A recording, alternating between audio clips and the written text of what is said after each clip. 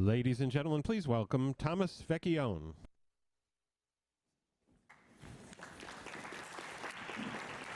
Well, it's great to be here talking about a subject that I love, which is the future of workplace. And just a few short words before we have our terrific panel today. But industry sectors fuel cities, and no better way do we see that happening in New York today with the huge migration of technology companies, media and creative, the acceleration of innovation. So really, New York is in a huge state of transformation.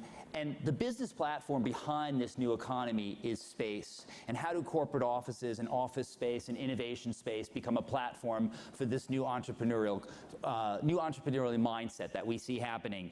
There are 69 million workers, blue-collar workers in the United States, and we want to attract as many of them as we can.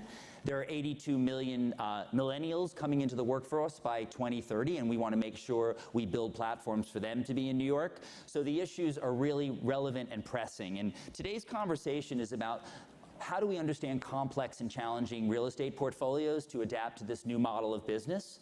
And how do entrepreneurs engage in understanding those portfolios to really build the new economy in New York? And some of the questions we might want to address in this panel are ideas about accommodating a spectrum of companies within the real estate community, everything from a Fortune 500 to a startup. How do we understand office design and how to understand building design as they change to adapt to this more complex and diverse kind of portfolio?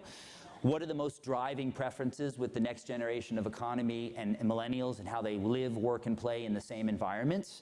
And what does the cultural legacy of our former business districts and how do we adapt and reinvent those moving towards the future? So I'd like to introduce our moderator, Dan Geiger, senior reporter from Crain's, and I know that we'll have a terrific conversation today. Thank you.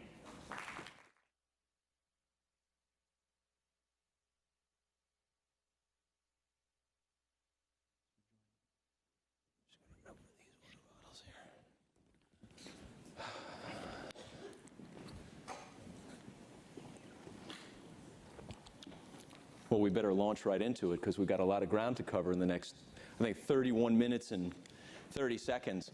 I wanted to start this off, I think, with, obviously just getting right into the news, which I think is so really exemplifies what this panel is all about and what we're going to be talking about today. J.P. Morgan Chase, as probably you all have read, is considering a deal to go to the Hudson Yards. That was really what the Hudson Yards was created for, right? To accommodate big corporate tenants like this.